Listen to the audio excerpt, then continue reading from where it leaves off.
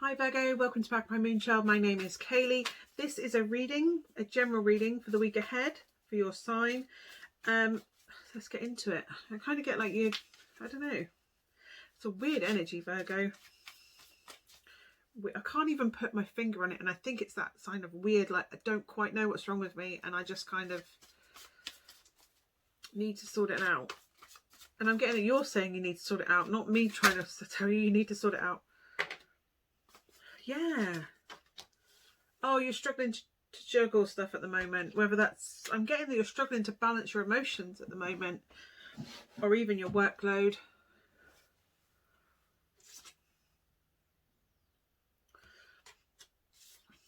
Some sort of group.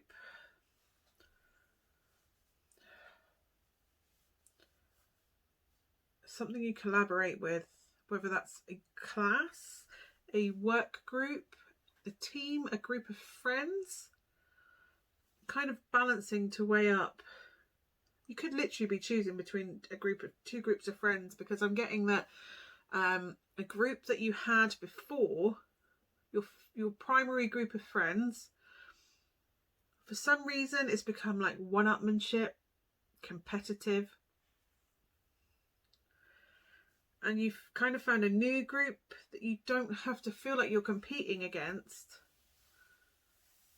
And I think you've always struggled. You love your friends dearly, and it's not that they're bad people, it's just there's this element of one-upmanship all the time. And this, you have a new group that's come along who are a bit more supportive, and they're just kind of there for you, and you don't have to compete, and it's not about who's got what. It's just plain old just spending time together, whether that's interactively over a screen or what. They just seem more supportive and more grounded, and just a bit of a, yeah, the other group are quite sneaky and snide and cunning and always trying to find a way to be the winner and or be the best. And this other group are just kind of so much lighter on your energy. They leave you feeling uplifted rather than reducted by this competitive nature. Yeah, and it's like judgment time on the friendship group kind of front. You're kind of learning that although these people have been the people who don't have the most are giving you, it's almost like one set of friends are so materialistic, and it's I've got this and I've got that and I've done this and I've done that, and it's all about bragging about what they've got or what they've done. Whereas I feel this other newer group they're a bit more, I don't want to say lowly, that's not what I mean, they're not materialistic. They're not rich or well off, or they're a bit more minimalist, but what they have, they will give you the shirt off your back. They're more than happy. They will give you everything they have if you need it. Helpful. They back you up. They will open their home to you if you needed them to. If it could be that last lockdown, if you're in the UK, last lockdown you locked down in a bubble with someone, and this time you've bubbled down with someone else because they were so busy with like going, oh yeah, we've got this, or yeah, we can do this, or we can help you with that because we've got, and it's almost like you owed them. Whereas the people you're bubbling with now, they genuinely give a shit, and they genuinely, I'm not saying the others didn't give a shit and they didn't care and they weren't doing it because they love you. It's not that. It's just this feels so much easier. The flow is lighter. You don't feel like you're not they're not condescending. I'm getting condescending. Yeah, and it's kind of like you're realising that there's a better, the old way, the competitive team aren't who serves you best, and you're moving forward with this new friends, the less toxic people around you. Yeah, you're being more discerning about who you spend your time with. And they're busy looking in going, well, she's with them this time, or he's with them this time. Why are they there? Why have they made that decision? They can't understand your decision. And I think you'll explain it to them in a way that isn't like, well, you're a snooty piece of shit. I didn't want to spend my time with you. It's not a competition. I was sick of playing 11 a reef. If you've got 10 a reef, I've got 11 a reef. It's that competitive That's what I mean by 11 Arif. I can piss higher than you. My dick's bigger than yours. My car's bigger than yours. I've got more money in the bank than you. I've got this and you've got... But you'll put it in a way that doesn't make them sound so materialistic. But yeah, this new group, friendship group or person, yeah, they're much more... They see your potential. They see that you are a kind person, that you'll help anybody if you can. Equally, they'll help you if you need it. It's genuine friendship. And I think you're realising that what you had before, yes, it was friendship and they do genuinely care for you. But this is the genuine friendship that you've moved on to, that is just like, it lasts the ages. You know that it's not as fickle as, oh, you haven't rung me for 2 weeks. It's a case of, oh, it could be also that you found your person. And last time you bubbled with your family or friends, it could be your family that you really struggle with and they're actually quite toxic. And this time you've chosen to bubble with your partner or move in with your partner. And whoever you've left behind, they can't understand it. They can't understand why you've left them.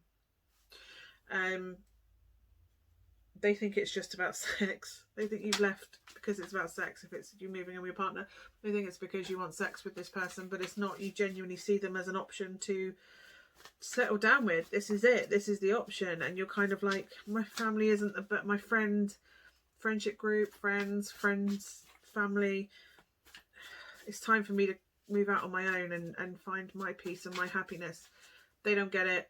You've made a discerned, confident decision. Yeah, you've done the work and you just feel like this person helps you grow. They see your potential and they can see that when you're with them, you just feel yourself expanding and I'm getting like elbow in and reaching out and just, expanding into what is possible. And I think these other people have kept you constrained and restricted. So yeah, absolutely. I'm not saying cut them out your life completely. It's just you're not making them the priority anymore because they've never made you the priority. All they've ever made is this competitive, unattainable ideal they've set for themselves and for you. It's not that if they've bought into all these concepts of what makes a successful life and you've gone, that's just not for me. And the person or people that you've fallen in with, they just see life a bit more like you do. Less material, more tangible, if that makes sense. Happiness and kindness and genuine concern and not just selfish. They're, but I've done that, I did this for you.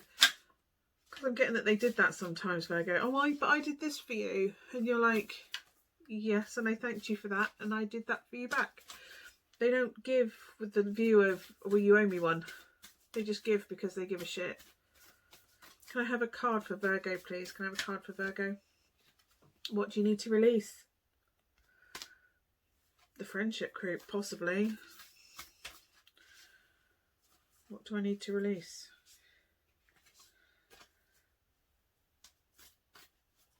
There might be a bit of an argument about it, but you will find a way to calm them down and for them to clearly see in a calm, concise, non-offensive way, a non-emotional, you're not going to be overly emotional. Even if they come at you with emotion, you will calmly just explain to them, I did this because of X, Y, Z, and it won't be in a way that offends them or implies that they're a shit person. You will just you'll know what to say. You know what to say.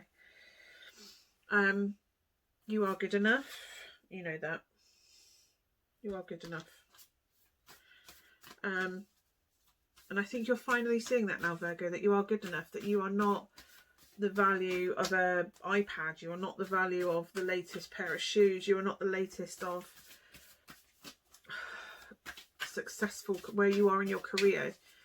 You are good enough as a person, and I think that's where you look for other people, and because you're looking in a different way, other people are, you're finding your people. You are finding your people. I think that's it. Beware of their emotions running high, causing issues. It's them that will be emotional, not you. You will react in a calm manner. You know your position and you can calmly and effectively put that across to them. Self-care card for you, Virgo. A self-care card for Virgo, please. That's also full moon and Virgo's come through, by the way. That is you in your element. Connect with fire.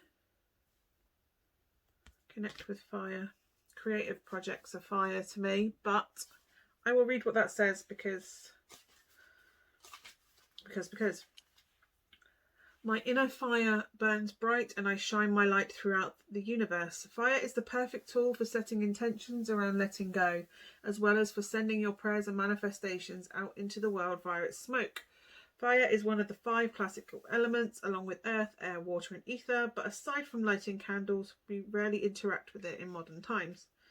The ritual of sitting around a fire or in a wood-burning sauna at night, especially under a full moon with a circle of loved ones, is an unparalleled experience. Cultivate a more intimate relationship with fire by coordinating a fire ritual within your community. Maybe storytelling around a campfire, or organising a sauna night, or sharing circle where you light candles. Candles can transform everyday activities into sacred rituals. Think of an intention and light a candle when you're taking a bath, working, meditating or doing yoga to bring this element into your energy field. Watch the flames dance and your worries fade away as the path is illuminated. As you deepen your relationship with this element, you may feel a call to explore the tradition of fire keeping, where you tend to the logs and embers of the fire. This role has been deeply honoured by many ancient cultures who gathered around the fire during rituals and ceremonies long before there were matches. A journal prompt, if you journal. What old patterns and beliefs would you like to transmute with the alchemical magic of fire? I think by having this, fire is also cleansing and purifies things. I think because you're now going to go and set boundaries with these people and imply that you're not prepared to take their crap or their competitive nature, it will cleanse the relationship. Yeah, I just get that the old ways aren't working for you. So by setting boundaries and purifying it, making it clear, passionate but not overly emotional language, you are going to transform the relationship. And if they don't serve you, then they will be burnt out of your life because you are on fire. You have found what you're supposed to do. You're passionate about how you are with yourself. This new friendship relationship that you have is just making you bloom and grow and find your light and letting that shine, and that will either burn out the crap that isn't supposed to be in your life, or it will transform. They will walk through the fire and be transformed into what is beneficial for your life. It's all about boundaries for you this week, Virgo. Not allowing crap into your life. I'm getting baptism of fire, but for them, not for you, that they're gonna see the real you come through, and it's whether they survive the test, the fire test, going forward. I hope that helps, Virgo. Stay strong. I love that you found your people. You found your people. That's all I'm getting. You found your people, and if people want to carry on with you into the next phase of your life, you found your people, and it's whether these other people fit in with your people and your life within these people. And it's where they come in the Venn diagram, basically. There's you in the middle, and do these people are the most important ones, but do these people come in? Where do they fit in the Venn diagram? So yeah, good luck with that, Virgo. I'm going to try and do these every week now. So hopefully I'll see you again next week. Thank you so much for watching. I will see you again soon. Bye for now, Virgo.